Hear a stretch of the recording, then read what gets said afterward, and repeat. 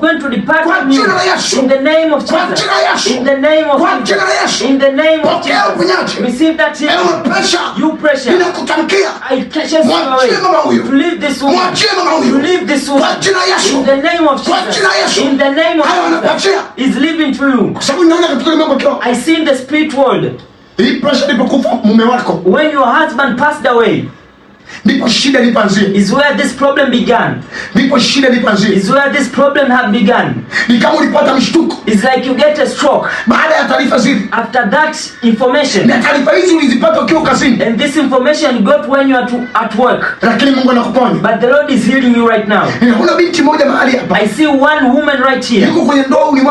She's in the marriage with 2 years, and she had never gotten a child. And the Holy Spirit is saying that to announce to you well-being upon that stomach. I should upon that healing to your stomach. Your husband is a military man. He's in the army. He's been used in the government. And he have get this job here nearly. Which now I'm speaking, he's there in the way. You wish to meet with him to get that child. Now he has gone suddenly. You have gone to the hospital, they told you cannot. There's a problem upon your stomach. In your formation of the I announce to you with the authority being given. And the mighty name of Jesus Christ. And that is the name of Jesus. To heal you right now. To heal you right now.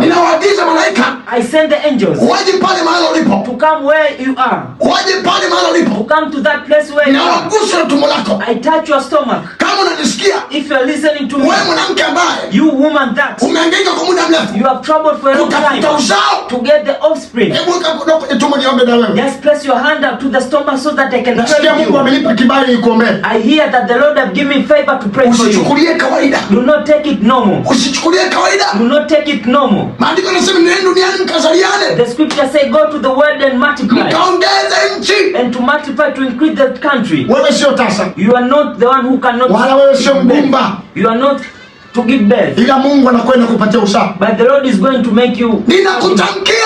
I announce to you, the Lord to touch your stomach. Touch in the name of Jesus. Katika jina la Yesu.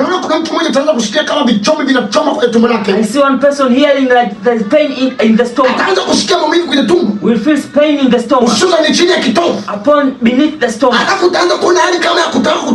Then you feel like vomiting. I command right now, every problem that upon your stomach to leave you free. In the name of Jesus. In the name of Jesus. In the name of Jesus. In the name of Jesus. Vomit. Every kind of witchcraft have kind upon your stomach. Every kind of witchcraft that have been upon your stomach.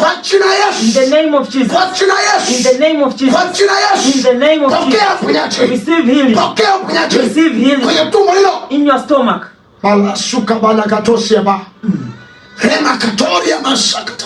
Yes.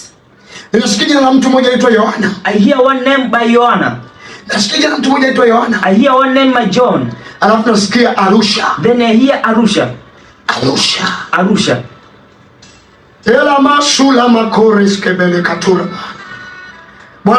Yohana unafanya kazi ya uchimbaji wa madini.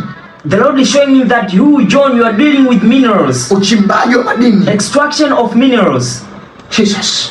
Lakini madini hayo umekuwa ukichimba kwa muda mrefu lakini hakuna mafanikio. But those minerals you was extracting for a long time without any success. Na this time umekata tamaa kabisa. And now you have lost hope completely. Bwana anasema nikutangazie. The Lord is saying I announce to you. Huu ni wakati wako mavuno. This is your time for your harvest. Huu ni wakati wako mavuno. It's your time for your harvest.